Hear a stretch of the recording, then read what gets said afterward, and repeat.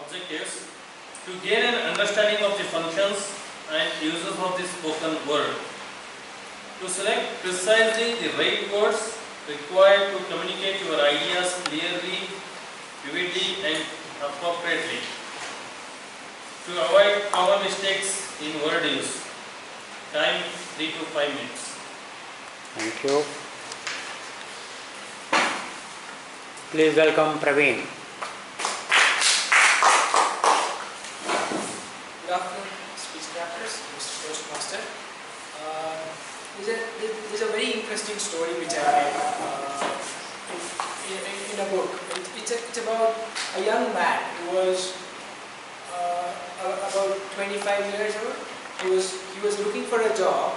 He came to a, so he found a woodcutter, so who employed a lot of people. So he requested him if he could work along with him. So the woodcutter said, he looked at him and said, "Can you cut down trees?" The young man said, "Yes, I can very well do it. I'm very strong and sturdy. I can definitely cut down trees." The woodcutter told to him, "All right, let's see how well you can do it." And he pointed to a big tree and he said, "Let's start. You cut down this tree." So the young man, being very eager to impress his prospective employer, he took up the saw and then he did a lot of effort. He did it. He did a good job, and being impressed by what this young man did, the woodcutter selected him for working along with him.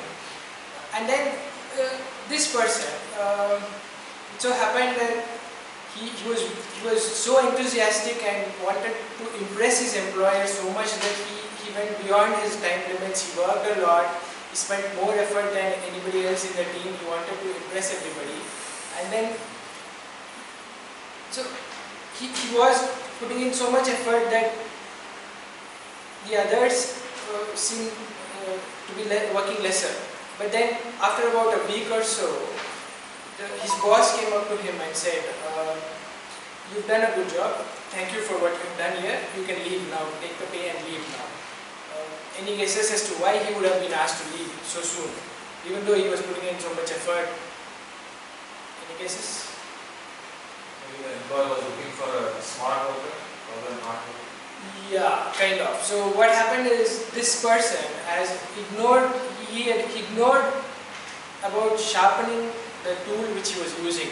Because of that, no matter how much, he had to spend more time than what was required compared to other people. So because his productivity was less.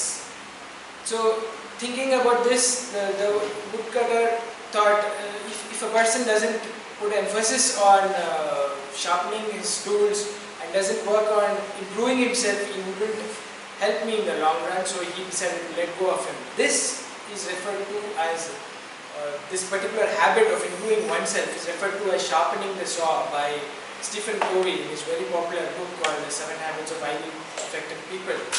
So he goes on to say that sharpening the saw means putting in that extra effort which is required to improve the greatest asset that you have, which is you. So it is like we do so many things which are not relevant to us, but we just have to do it. But he goes on to say that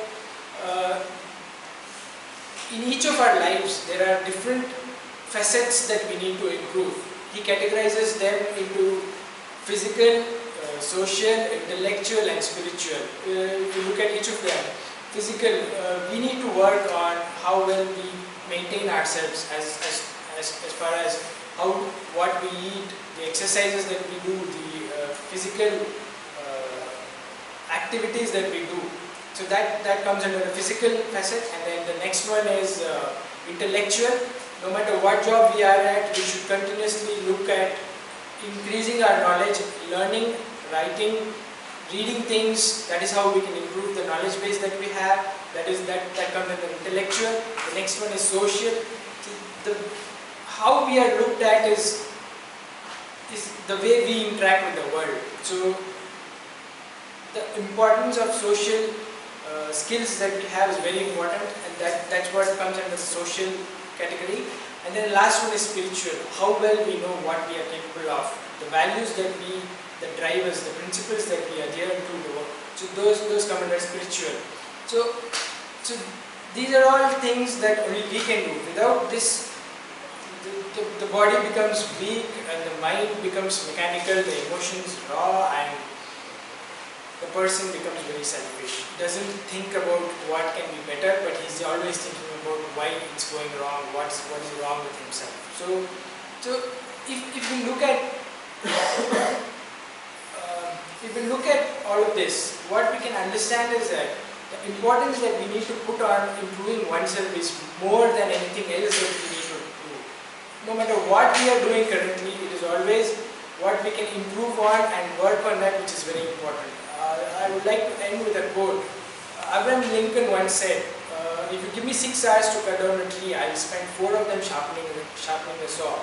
It shows the amount of effort which is required for personal development and reinventing oneself, no matter what our current position is.